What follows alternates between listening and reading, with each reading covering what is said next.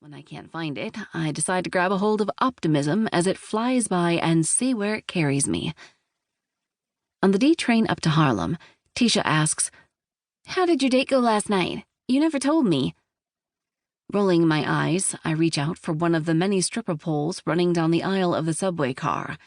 I've recently started calling them that after a flash mob of pole dancers came into the car I was riding last month. If you catch the video on YouTube, I'm the curvy blonde in the corner doing a facial impersonation of a mounted fish. You know, wide open eyes and a mouth the perfect O of shock and awe. My date was typical, I tell my friend. Wannabe young businessman who thinks he's about to take over the world, takes me to an expensive restaurant and suggests I only order off the appetizer side. Then, after spending the whole meal talking about himself, he pays the check, leaving a 10% tip. I looked. Then we get into a cab and he gives the driver his address. Oh, slimy. What happened when you told him you weren't going home with him?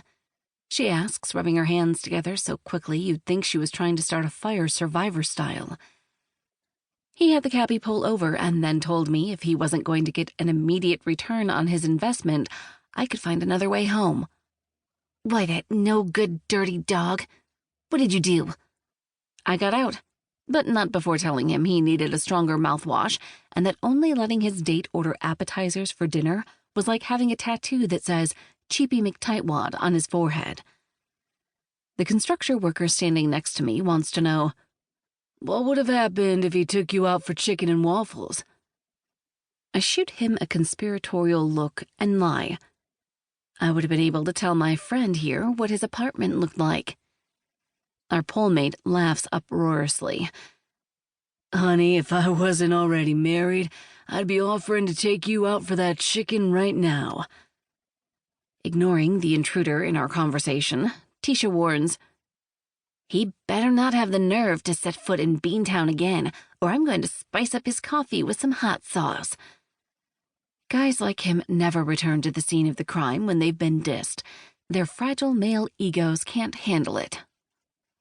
Getting out at 110th Street, we walk 3 blocks to Tisha's favorite nail salon called The Finger. We amble into the shop under the giant neon flashing sign of a hand flipping the bird. Quan, Tisha calls out. We need the works. All 4 paws with gel and nail art. We're celebrating here. Tisha has a little crush on Quan, who emigrated here from Korea 10 years ago. He gives off a sensitive, if not mysterious, vibe. As talented as he is with nails, the man could seriously get women to pay him to just stare at him all day. Did I mention he was good-looking? In heavily accented English, the handsome man in the salon tells her, My name is Kevin, not Quan. Aha, Tisha replies. And I'm Queen Latifah. Use your real name, man. Be proud of your roots. Kevin/Quan turns to the woman next to him and tells her something in Korean. She motions me to a massage chair. While the hot water pours in, soothing my aching feet, my phone pings, alerting me of a new email message. If I weren't desperately hoping it was a prospective new client, I would have ignored it and let Calgon take me away. Instead, I pull out my phone and read. Miss Tompkins, I've received your many flyers in the mail and am intrigued not only by your persistence, but also by your menu. Our caterer unexpectedly dropped out of a corporate lunch we need served at our headquarters on Wall Street tomorrow.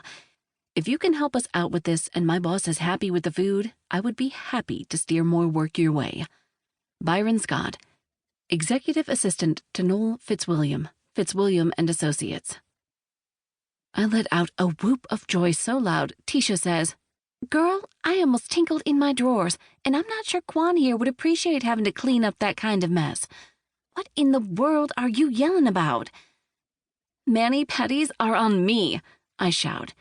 I just got my first in with Fitzwilliam and Associates. You're gonna have to count me out for that bottle of wine tonight, Tisha. When I'm done here, I'm going straight to the grocery store and start prepping for tomorrow's luncheon. I get busy sending a reply message to Byron, accepting the job and asking for details. Then I mentally start to prepare a list of all the tasks I need to complete to be ready in time.